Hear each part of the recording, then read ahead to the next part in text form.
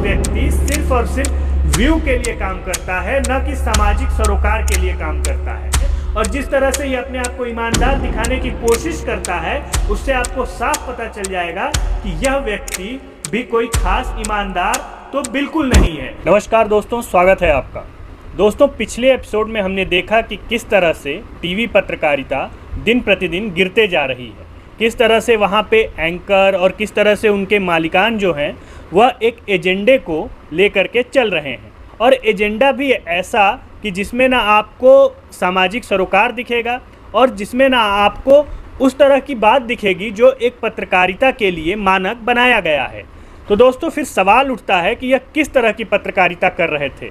इसके बारे में भी मैंने पिछले एपिसोड में बता रखा है, लेकिन अगर हम ये देखें तो अभी की स्थिति में यह साफ है कि यहाँ पे जो पत्रकारिता हो रही है वह मुनाफे वाली पत्रकारिता है। वह उन सभी बिजनेसमैन को उनके अन्य की स्थिति में यह साफ है कि यहाँ पे जो पत्रकारिता हो रही है वह मुनाफे वाली पत्रकारिता है। वह उन सभी बिजनेसमैन को उनके अन्य बिजनेस को फ़ायदा देने के लिए, फ़ायदा पहुँचाने के लिए की जा रही पत्रकारिता है। लेकिन इस सोशल मीडिया के दौर में एक दूसरी तरह की भी पत्रकारिता चल रही है। आप सोच रहे होंगे कि यह दूसरी तरह की पत्रकारिता किस तरह की पत्रकारिता है।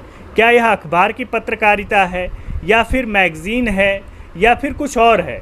तो यह पत्रकारिता दोस्तों सोशल मीडिया की पत्रकारिता है और आज हम इसी पे बात करेंगे। हम ये जान चुके हैं कि मेन स्ट्रीम की पत्रकारिता में तो एक तरह से बिजनेसमैन का या मालिकान का या उनके संपादकों का दबाव रहता है, जहां वे उस तरह की पत्रकारिता चाह के भी नहीं कर पाते हैं जिस तरह की वो करना चाहते हैं। आज भी अगर आप न्यूज़ रूम में जाएं और वहां के लोगों से बात करें तो आपको 90% लोग ऐसे मिलेंगे जो यह बताएंगे कि जो वो चाहते हैं, जैसा वो सोचते हैं, वैसा तो इस पत्रकारिता में वे बिल्कुल नहीं कर पा रहे हैं। लेकिन फिर भी रोज़मर्रा के खर्चे हैं और तमाम तरह की एक मिडिल क्लास की अपनी परेशानी होती है, जिसकी वजह से वह इस तरह की नौकरी कर रहे हैं जहां वे अपने मन का छोड़िए, जहां वे जिस उद्देश्य से आए थे उस उद्देश्य को भी पूरा नहीं कर पा रहे हैं।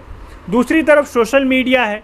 सोशल मीडिया का हाल ये है कि मैं आपको एक उदाहरण देता हूँ। एक बहुत बड़े तूफ़ानी पत्रकार हैं।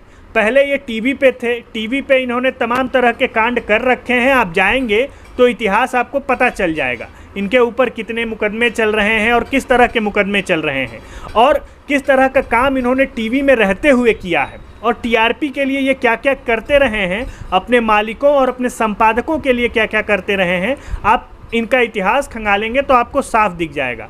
लेकिन आजकल ये सोशल मीडिया पे बहुत बड़े क्रांतिकारी पत्रकार हो गए हैं। जी हाँ, मैं बात कर रहा हूँ अजीत अंजुम की। अजीत अंजुम के आप अगर पिछले 10 प्रोग्राम को देखें उठा करके तो आपको पता चल जाएगा कि यह व्यक्ति सिर्फ और सिर्फ व्यू के लिए काम करता है, न कि सामाजिक सरोकार के लिए काम करता है। अगर आप इसके व्यू देखें और इसकी भाषा देखें और जिस तरीके से यह भाषा बोलता है या जिस तरीके से अपने आप को स्क्रीन पे प्रेजेंट करता है और जिस तरह से यह अपने आप को ईमानदार दिखाने की कोशिश करता है, उससे आपको साफ पता चल जाएगा कि यह व्यक्ति भी कोई खास ईमानदार तो बिल्कुल नहीं है। क्योंकि एक नैतिकवान व्यक्ति, एक ऐसा व्यक्ति जो हमेशा सामाजिक सरोकार का काम कर रखा हो या जिसका काम इतना अच्छा हो, तो उसे बताने की ज़रूरत ही नहीं होती कि उसने क्या किया है।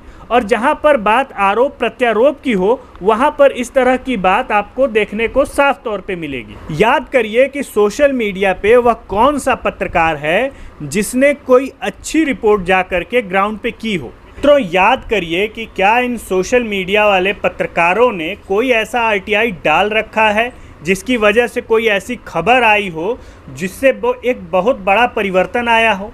क्या इन लोगों ने कुछ ऐसे सीक्रेट्स या कुछ ऐसी बातें कर रखी हो या जानकारी दे रखी हो जिससे कि एक तरह से अलग कोई इम्पैक्ट पड़ सके सोसाइटी पे? आपका काम सिर्फ इस विषय पे तो बिल्कुल नहीं होना चाहिए कि आपके उलट विचारधारा के लोगों का क्या कहना है और क्या करना है।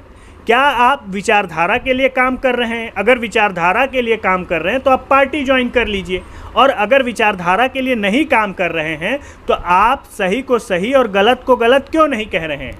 एक तरफ आप चुप्पी साध लेते हैं और दूसरी तरफ आप हल्ला मचाने लगते हैं। मतलब जिस तरह से मेन स्ट्रीम मीडिया कोई गलती तलाशती है कि कांग्रेस में या राहुल गांधी में या विपक्ष में कोई गलती मिल जाए और तुरंत हम जो है उन पे हमलावर हो जाए, ठीक उसी तरह से सोशल मीडिया पे भी जो क्रांतिकारी पत्रकार हैं वह यह गलती ढूंढने में लगे हुए हैं कि आरएसएस से, भाजपा से या फिर और तमाम तरह के उन लोगों से या फिर उन एंकरों से जो टीवी पे भाजपा को या भाजपा की आइडियोलॉजी को सपोर्ट करते हैं, उनसे कुछ गलती हो जाए और हम उस पर वीडियो बना दें।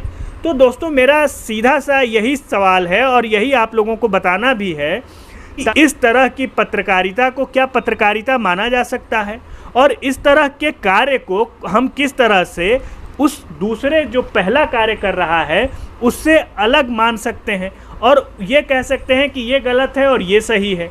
अगर दोनों ही गलत हैं तो हम दोनों को गलत कहेंगे और नहीं तो फिर दोनों सही हैं। तो दोस्तों इस तरह की पत्रकारिता को हमें देखना चाहिए, हमें समझना चाहिए और इन लोगों को भी अवॉइड करना चाहिए। अगर अच्छी रिपोर्ट्स आपको पढ़नी है तो आज भी उसके लिए सबसे सफिशिएंट माध्यम जो है वो अखबार है, उसकी जिम्मेदारी तय होती है। पर लिखा गया वाक्य या लिखी गई स्टोरी किसी भी तरह से फैक्चुअली अगर इनकरेक्ट होती है तो उस पत्रकार को उसका खामियाजा भुगतना पड़ता है। यहाँ की तरह स्थिति नहीं है। तो अगर दोस्तों आपको अभी भी पत्रकारिता पे विश्वास है तो सोशल मीडिया और ख़ास करके मेन स्ट्रीम मीडिया, इन दोनों से अपने आप को दूर रखें। दोस्तों यह वीडियो आपको कैसा लगा ज़रूर कमेंट करके बताएं। अगर अच्छा लगा तो इसे लाइक, शेयर, सब्सक्राइब ज़रूर कर दें। तब तक के लिए धन्यवाद।